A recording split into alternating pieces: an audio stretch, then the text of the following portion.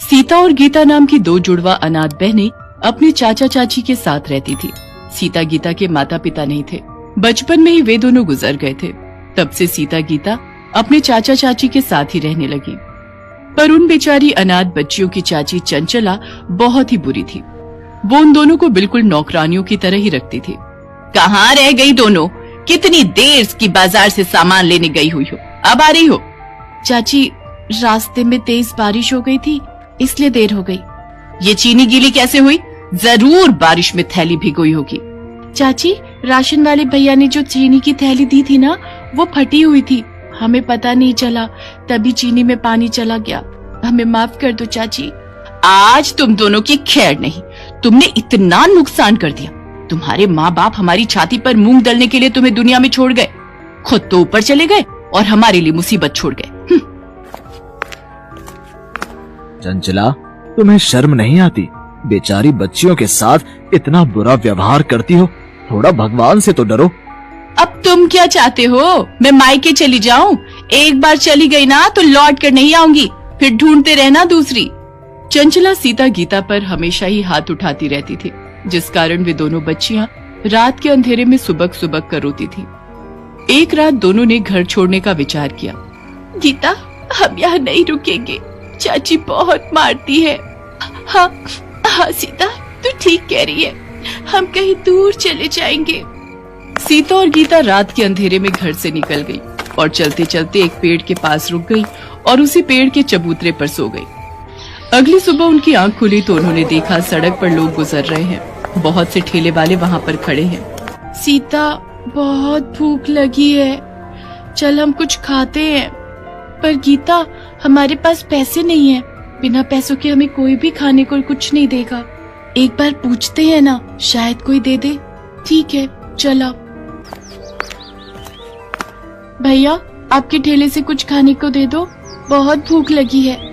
तुम दोनों के पास पैसे हैं? अरे देखो देखो, दोनों बहनें एक शक्ल की हैं, लगता है जुड़वा है। हाँ बिल्कुल, और लगता है दोनों अनाथ हैं। भैया, पैसे तो हमारे पास नहीं है। तो मुफ्त में तुम्हें क्या मिलेगा? पैसे लाओ तभी कुछ खाने को मिलेगा। ठेले वाला अभी दोनों को डांट ही रहा था कि तभी एक व्यक्ति वहाँ आता है। भीमा, इन बच्चियों को एक एक पराठा बना कर दे, मैं पैसे दे दूंगा। शुक्रिया अंकल। तुम दोनों कौन हो बेटा? अंकल, मेरा नाम सीता है और ये मेरी छोटी बहन गीता। हमारी चाची हमें बहुत मारती थी, इसलिए हमने घर छोड़ दिया। तुम्हारे माता पिता कहाँ हैं बच्चों? हमारे माँ बापू नहीं है अंकल, हम बचपन से ही अपने चाचा चाची के साथ रहते हैं। अच्छा अच्छा अच्छा, तो ये बात है। अच्छा भीमा, तेरे पास अभी नूडल्स के कितने पैकेट बचे हैं? 20 पैकेट और दे जाओ। बच्चों आओ, तुम मेरे साथ ऑटो रिक्शा में बैठ जाओ, ऐसे अकेले घूमना तुम्हारे लिए ठीक नहीं है बेटा। सीता और गीता उस व्यक्ति के साथ ऑटो में बैठ जाती हैं। उस व्यक्ति का नाम राजेश था।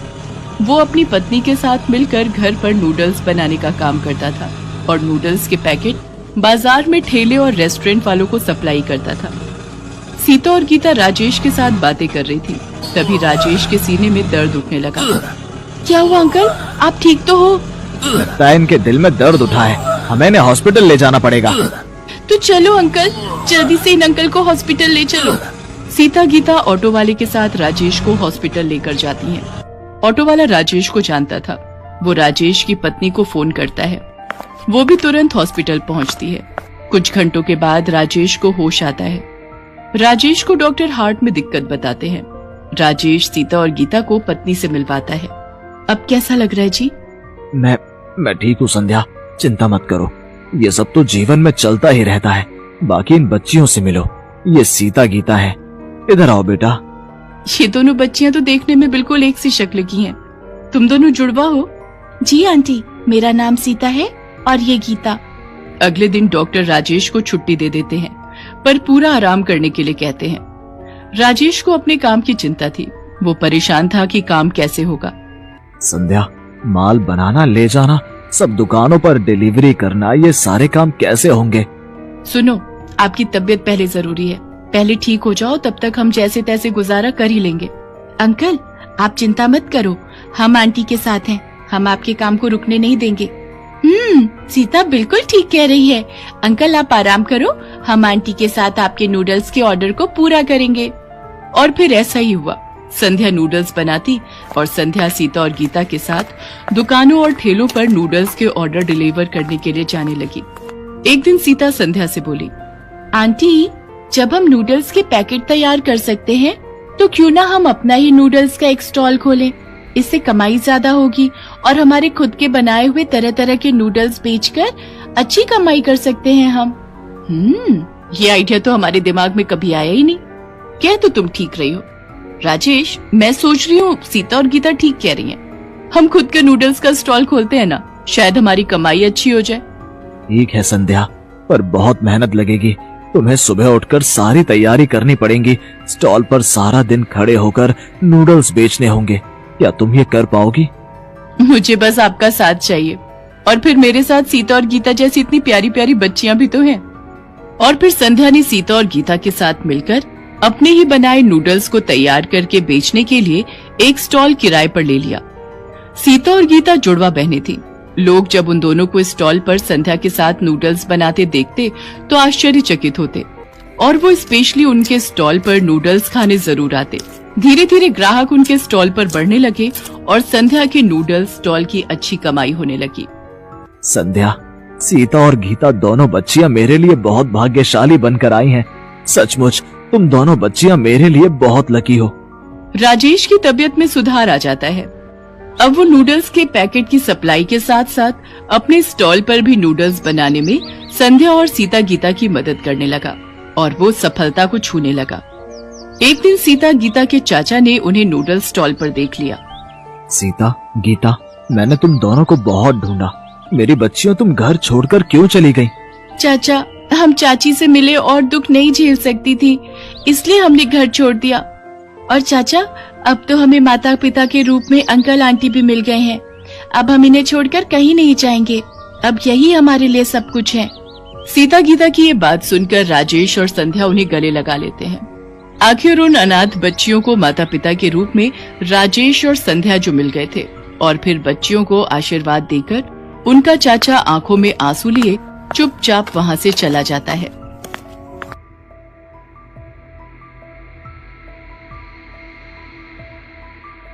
शहर से दूर एक चंपानगर नामक गांव था। इस चंपानगर नाम के पीछे बहुत ही भूतिया घटना है। शहर से दूर होने के कारण यहाँ दुकान यातायात की बड़ी समस्या थी। कोई भी जरूरी सामान लेने जाना हो तो सीधा शहर जाना पड़ता था। उसी गांव में चंपा अपनी छोटी बहन चमेली और बाबा के साथ रहती थी। अच्छा बेटा, मैं शहर किसी काम से जा रहा हूँ। कुछ दिनों में वापस आ जाऊंगा। तुम दोनों घर का ख्याल रखना। बाबा, मेरे लिए शहर से चाट पकौड़ी लाना और मेरे लिए समोसे और पानी पूरी। अच्छा अच्छा, लेते आऊंगा। तुम दोनों एक दूसरे का ख्याल रखना, ठीक है? और कुछ जरूरत हो तो रामू चाचा के घर चले जाना है? जी बाबा। अच्छा, मैं चलता हूँ। चंपा और चमेली बाबा को दरवाजे से विदा करते हैं। दीदी, हम चाट खाएंगे, बड़ा मजा आएगा। मजा तो आएगा। कुछ दिनों बाद चंपा और चमेली के बाबा अपने शहर का काम निपटाकर गांव वापस आ जाते हैं और साथ में दोनों के लिए पानी पूरी और चाट भी लाते हैं। चमेली बाबा को देखकर बहुत खुश होती है। बाबा आ गए, बाबा आ गए। बाबा बाबा, क्या आप हमारे लिए पानी पूरी और चाट लाए हैं? हाँ हाँ बेटा, मैं तुम दोनों के लिए ढेर सारी पानी पूरी और कचौड़ियाँ लाया हूँ। चंपा और चमेली बड़े मजे से बाबा के चाट और पानी पूरी खाते हैं। चमेली पानी पूरी का आनंद उठाते हुए कहती है, काश हमारे गांव में कोई पानी पूरी वाला होता तो कितना मजा आता। हाँ चमेली, फिर तो हम रोज पानी पूरी खाते। कुछ दिनों बाद गांव के छोर में मोहन पानी पूरी और चाट सेंटर का ठेला दिखाई देता है, जो सभी को फ्री में पानी पूरी खिलाता है। गांव में नए नए पानी पूरी सेंटर खुलने और फ्री में पानी पूरी मिलने के कारण सभी लोग वहां जाते हैं और फ्री में मिल रहा पानी पूरी और चाट का खूब आनंद उठाते हैं और मोहन की तारीफ करते हैं। वाह भैया, मजा आ गया। क्या पानी पूरी बनाते हो? आहा, और फ्री में भी खिलाते हो। वाह वाह वाह वाह वाह, कितना अच्छा काम करते हो तुम भाई। अरे कहाँ, ये सब तो आपकी मेहरबानी है और लोगों का पेट भरना मेरा पेशा। हाँ भैया, बड़ा मजा आ गया।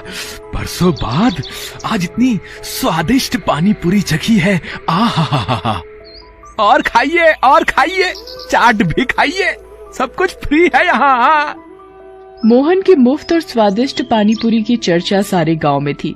चमेली भी मोहन पानीपुरी सेंटर गांव में खुलने और उसके स्वादिष्ट होने की चर्चा सुन रही थी। वो दौड़ी दौड़ी बाबा के पास गई। बाबा बाबा, हमारे गांव में एक नया पानीपुरी वाला आया है। वो सबको फ्री में पानीपुरी खिलाता है।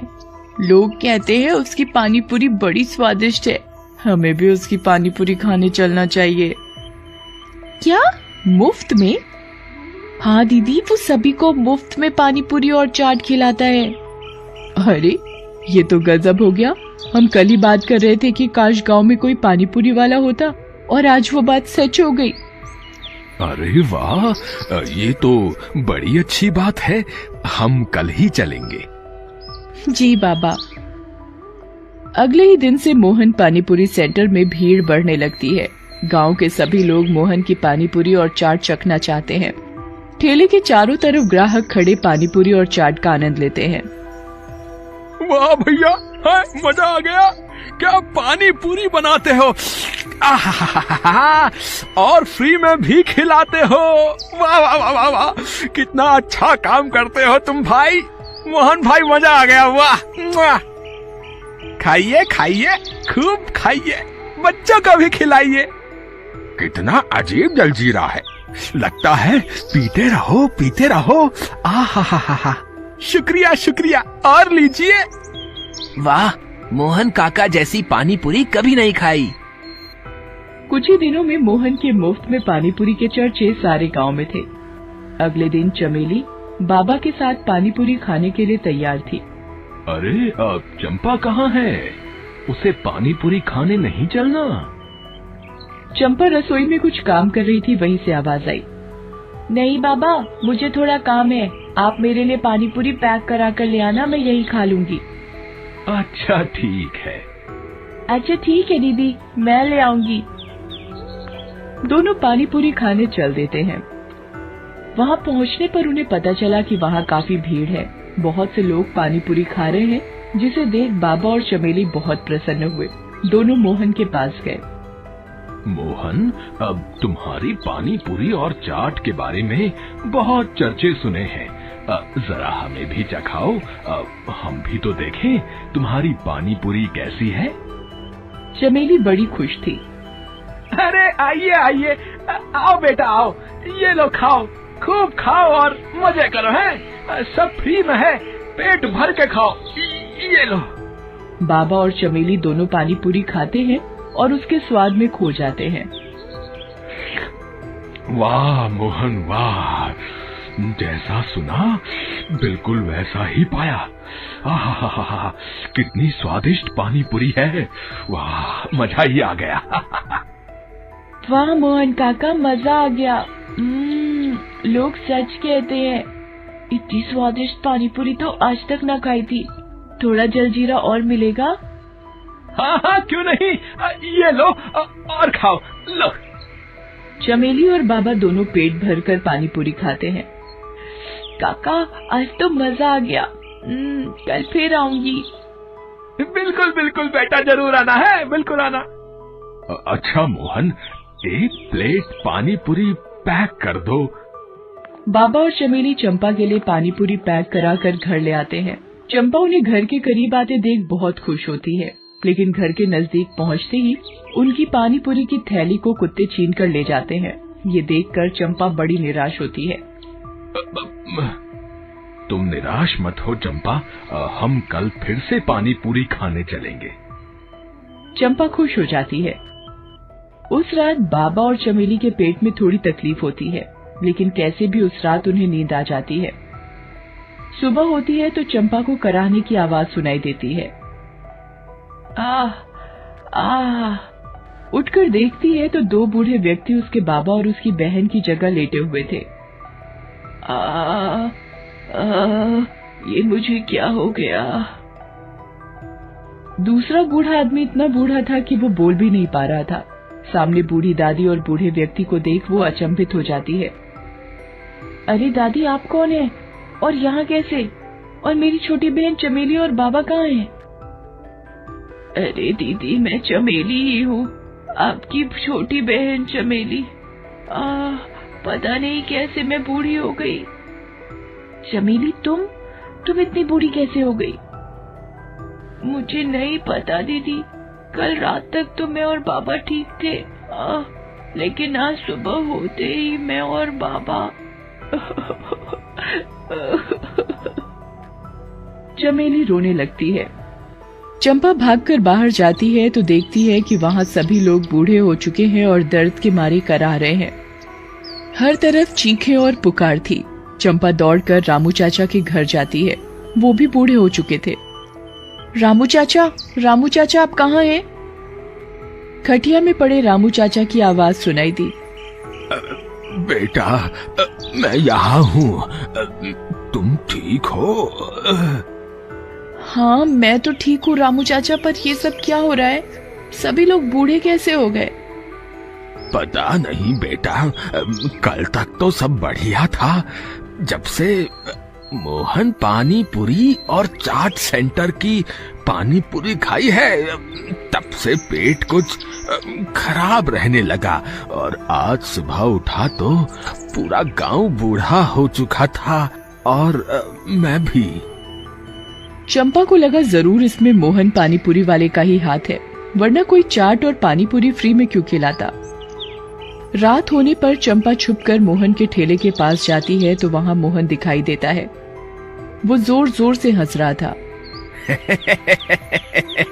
ये पानी पूरी नहीं, मेरे रसायन का कमाल था। अब मैं कभी बूढ़ा नहीं होऊंगा। चंपा चुपके चुपके ये सब देख और सुन रही होती है। अच्छा, तो ये बात है। मोहन खुशी में इतना पागल हो गया कि उसका रसायन का डिब्बा उसके ठेले से नीचे गिर गया, मगर उसने ध्यान नहीं दिया और वो अपना ठेला लेकर वहां से चला गया। चंपा उस रसायन के डिब्बे को उठाकर घर ले आती है। अगले दिन चंपा बहुत ही स्वादिष्ट पकवान बनाती है और मोहन के पास जाती है। मोहन काका, मुझे भी पानीपुरी खिला दो। चंपा को देख मोहन सोच में पड़ जाता है। अरे, ये लड़की कैसे बच गई? कोई बात नहीं, आज इसकी भी उम्र छीन लूंगा। अरे बेटा, आओ आओ आओ, तुम भी खाओ, ये लो है। पर एक शर्त है, आप इतने दिनों से हमें फ्री में पानीपुरी और चाट खिला रहे हो, इसलिए आज मैं भी आपके लिए कुछ लाई हूँ। ये लीजिए, पहले आप मेरे हाथों से बने हुए स्वादिष्ट व्यंजन खाइए, तभी मैं पानीपुरी खाऊंगी। चंपा सारे व्यंजन मोहन को दिखाती है। मोहन इतने सारे स्वादिष्ट पकवानों को देखकर खुद को रोक नहीं पाता। अरे बस इतनी सी बात, मैं अभी खा लेता हूँ। जैसे ही मोहन खाना खत्म करता है, वो धीरे धीरे बूढ़ा होने लगता है। ये क्या हो रहा है मुझे? चंपा हंसती है। वही जो तुमने गांव वालों के साथ किया। खुद का रसायन खुद चख कर कैसा लग रहा है भूतिया पानीपुरी वाले? मैं तो तभी समझ गई थी कि दाल में कुछ काला है जब तुमने पूरे गांव को फ्री में पानीपुरी खिलाई। पानीपुरी वाला धीरे धीरे बूढ़ा होने लगता है। अरे, मेरा रसायन कहाँ गया? मेरा रसायन कहाँ गया? तुम्हारा रसायन? तुम्हारा सारा रसायन इन्हीं स्वादिष्ट पकवानों के साथ तुम्हारे पेट में है। और वो भूतिया मोहन पानीपुरी वाला बूढ़ा होते होते गायब हो जाता है। धीरे धीरे सभी गांव वालों को उनकी उम्र वापस मिलने लगती है। अरे देखो देखो, मैं ठीक होने लगा, मेरी उम्र वापस आ रही है। चमेली और उसके बाबा भी अपनी असली उम्र में वापस आ जाते हैं। चंपा की ये बहादुरी देख सभी गांव वाले उसकी तारीफ करते हैं। चंपा, तुमने अकेले ही हम सबकी जान बचा ली, तुमने कमाल कर दिया। नहीं रामू चाचा, ये सब आपकी देखरेख का ही कमाल है कि मैं जल्दी ठीक हो पाई। और उस भूतिया पानी पूरी वाले को सबक सिखा पाई। वाह चंपा बेटा, तुम्हारी चतुराई और बहादुरी से आज सारा गांव बच गया। मुझे तुम पर गर्व है बेटा। तब से सारे गांव वालों ने गांव का नाम चंपानगर रख दिया।